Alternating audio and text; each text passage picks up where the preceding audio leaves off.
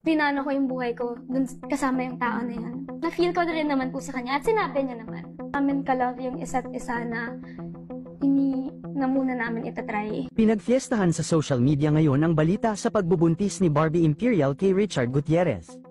Ayon sa balita, buntis na umano si Barbie at inamin na raw nito sa kanyang pamilya at sa TV host personality na si Tito Boy Abunda sa pagbubuntis nito.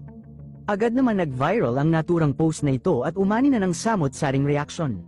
Say ng publiko na bakit sa may asawa pa raw pumatol si Barbie Imperial at sa walang sabit na lalaki dahil maganda naman ito kaya't madami ang mag-iinteres na ligawan ng aktres dahil bata at maganda ito. Kamakailan lang kasi kung saan nakitang magkasama si Barbie Imperial at Richard Gutierrez sa Korea kung saan gumala ang dalawa dito. Nagpa-picture ang isang netizens na nakakilala sa kanila. Kaya't agad na nag-viral ang naturang larawan sa spotted na pagkikita nilang dalawa. Anya pa nga nang nag-post ng litrato ay nais din sana magpa-picture ng babae kay Richard Gutierrez. Ngunit sinabi ni Barbie na wag na lang dahil bawal silang makitang magkasama.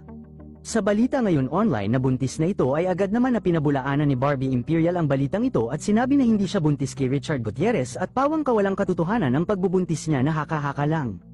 Ngunit may mga netizens pa din na hindi naniniwala sa sinabi ni Barbie sa false malicious na post na siya ay buntis ay may mga tao na support sa pagmamahala nilang dalawa. Kung totoo na may relasyon si Barbie Imperial at Richard Gutierrez ngayon ay hindi malilihis ang katotohanan dahil